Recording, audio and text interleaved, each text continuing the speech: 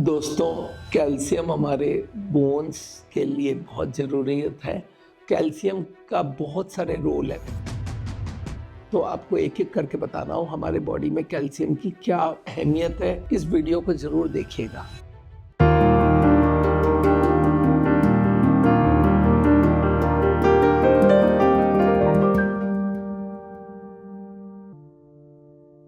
दोस्तों, कैल्शियम एक ऐसा मिनरल है जो सोडियम पोटेशियम से भी इम्पॉर्टेंट है। लॉन्ग टर्म के लिए हमारे बॉडी में बहुत ज़रूरत है और कैल्शियम हमारे बोन्स और दांतों के लिए सबसे ज़्यादा ज़रूरत है। बिल्ड करता है बोन्स को और मेंटेन करता है कैल्शियम।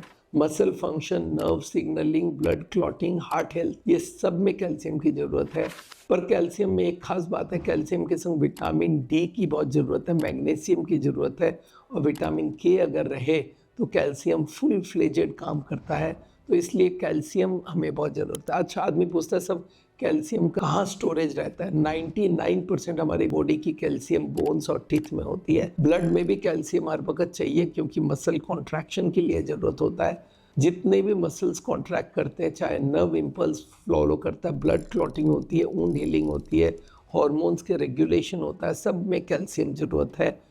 और कैल्शियम रिच डाइट हम लोग की बोन को भी स्ट्रेंथ देता है, कार्डियोवास्कुलर सिस्टम को भी स्ट्रेंथ देता है और अपने बॉडी को स्वस्थ रखने के लिए बहुत ज़रूरत है। तो देखते हैं कैल्शियम बोन में क्या क्या करता है। आपको याद रखिए, बोन लिविंग टिश्यू है, कॉन्स्टेंटली इसमें कैल्शियम घुसता है और निकलता है। अगर घुसना कम हो जाए, निकलना ज़्यादा हो जाए तो इसको बोलते हैं ऑस्टियोपोरोसिस। तो याद रखिएगा, कैल्शियम आपकी बॉडी में कम पड़ने लगे, आपके खाने में कम आने लगे तो ऑस्टियोपोरोसिस होता है, जिसमें कैल्शियम कम हो जाती है और हड्डी कमज़ोर होने लगती है, फ्रैक्चर के चांसेस बहुत हो जाते हैं। और कैल्शियम पूरा मिलता रहे तो कभी दिक्कत नहीं होती है। तो इसलिए specially pregnancy, childhood, old age में, अच्छा, हार्ट और मसल्स फंक्शन के लिए भी कैल्शियम बहुत ज़रूरत है। अगर कैल्शियम की डेफिशिएंसी हुई तो कॉन्ट्रैक्शन आती है, सारे मसल्स क्रैम्प बना सकता है और बोन्स तो कमज़ोर हो ही जाता है, दांत भी कमज़ोर हो जाता है, पर मसल क्रैम्प आने लग जाता है। कैल्शियम का बस एक ही चीज़ याद रखना है, ये विटामिन डी और मैग्नीशियम दोनों इसके लिए ज़रूरत है। विटामिन डी का बहुत ज़रूरत है, इससे एब्जॉर्प्शन कैल्शियम का ज़्यादा होता है। अब खा भी लिए और कैल्शियम एब्जॉर्ब नहीं हुआ तो बेकार हो गई। तो इसके लिए कैल्शियम बहुत ज़रूरी है। हमारे रिकमेंडेड डोज कैल्शियम का कितना होता है ये भी बता दूं।